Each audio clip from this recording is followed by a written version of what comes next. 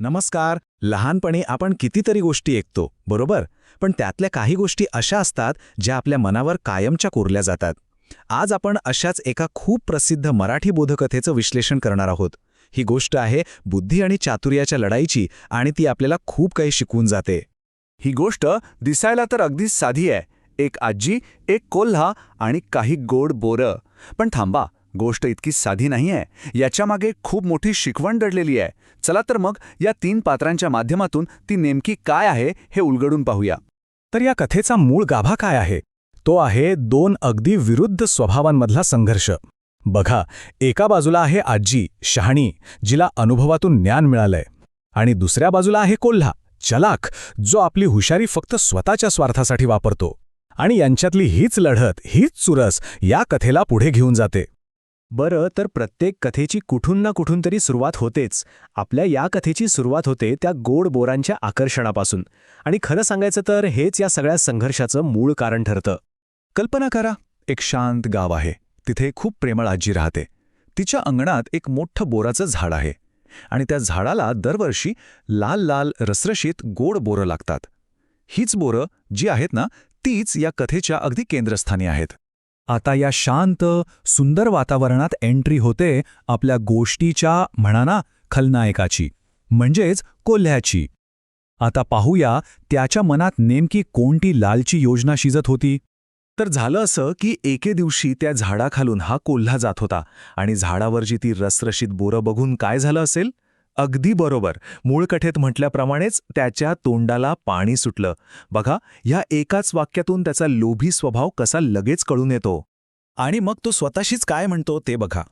ही बोरं कशीही करून खायलाच पाहिजेत. यातले हे जे कशीही करून शब्द आहेत ना, ते खूप महत्वाचे आहेत. याचा सरळ सरळ अर्थ काय? तर आपलं ध्येय साधण्यासाठी तो चांगला वाईट कुठलाही मार्ग वापरायला तयार होता. कोल्ह्याने आपला डाव टाकला. आपल्या गोड बोलण्याने आजीला पटवण्याचा प्रयत्न केला, पण अनुभवाने शहाणी झालेली आजी काही त्याच्या बोलण्याला फसली नाही. उलट तिनेच त्याची एक हुशार परीक्षा घ्यायचं ठरवलं. म्हणजे बघा, आजीला कोल्ह्याचा स्वभाव अगदी चांगलाच माहीत होता. तिला पक्क ठाऊक होतं की हा दिसतोय तसा साधा नाहीये, खूप चलाक आहे, आणि त्याच्या या गोड बोलण्यामागे नक्कीच काहीतरी स्वार्थ लपलाय. म्हणूनच तिने एकदम सावधगिरी बाळगली. मग आजीने काय केलं? तिने त्याच्यासमोर एक अट ठेवली. ती म्हणाली, अरे बाळा, एक काम कर. आधी माझ्यासाठी त्या विहिरीतून पाणी काढून दे आणि मग मी तुला पोटभर बोरं देते. आता ही फक्त एक अट नव्हती, तर ही होती त्याच्या संयमाची आणि प्रामाणिकपणाची एक परीक्षा. आता गंमत बघा. कोल्ह्याला त्या बोरांचा इतका मोह झाला होता की तो काहीही विचार न करता लगेच कामाला लागला.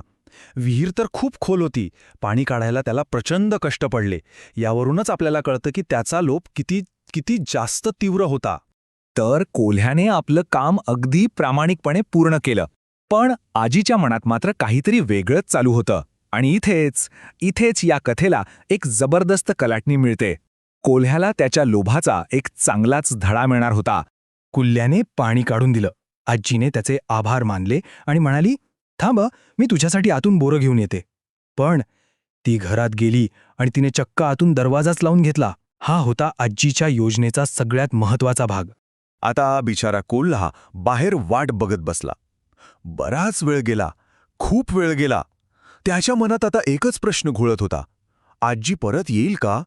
पण नाही, आजी बाहेर आलीच नाही. आणि तेव्हा हळूहळू कोल्ह्याच्या डोक्यात प्रकाश पडला. त्याला कळून चुकलं की आजीनं त्याला फसवलं नव्हतं, तर त्याच्याच लोभी स्वभावाला एक चांगलाच धडा शिकवला होता. शेवटी तो निराश होऊन मान खाली घालून तिथून निघून गेला. बरं, गोष्ट तर इथे संपली. पण आपल्याला माहिती आहे, प्रत्येक बोधकथेच्या शेवटी एक महत्वाची शिकवण असते. मग या कथेचा तो शाश्वत बोध काय आहे? चला पाहूया. कथेच्या शेवटी आजी काय म्हणते ते खूप महत्वाचं आहे. ती हसत म्हणते, लालसेपोटी कुणालाही फसवायचा प्रयत्न करू नये. आणि खरं तर ही एकच ओळ या संपूर्ण कथेचं सार आहे. कोल्ह्याने काय केलं? लोभामुळे आजीला फसवण्याचा प्रयत्न केला, पण त्याचा डाव त्याच्यावरच उलटला. म्हणजेच यातून मिळणारी अंतिम शिकवण अगदी साधी, सोपी आणि स्पष्ट आहे. लोभ केला तर नुकसान हे ठरलेलंच. तुम्हीच बघा, कोल्ह्याने कष्ट तर केले, पण त्याच्या लोभामुळे त्याला त्याचं फळ मिळालं का? नाही मिळालं. आणि याच्या अगदी उलट आहे आजीचं वागणं. तिच्या वागण्यातून आपल्याला दिसतो तो म्हणजे शहाणापणा. आता शहाणापणा म्हणजे नेमकं काय? तर अनुभव आणि योग्य निर्णय घेण्याची क्षमता. आणि ह्याच गुणामुळे आपल्याला यश आणि सुरक्षितता मिळते. आजीने कोल्ह्याला बरोबर ओळखलं आणि अगदी योग्य निर्णय घेतला.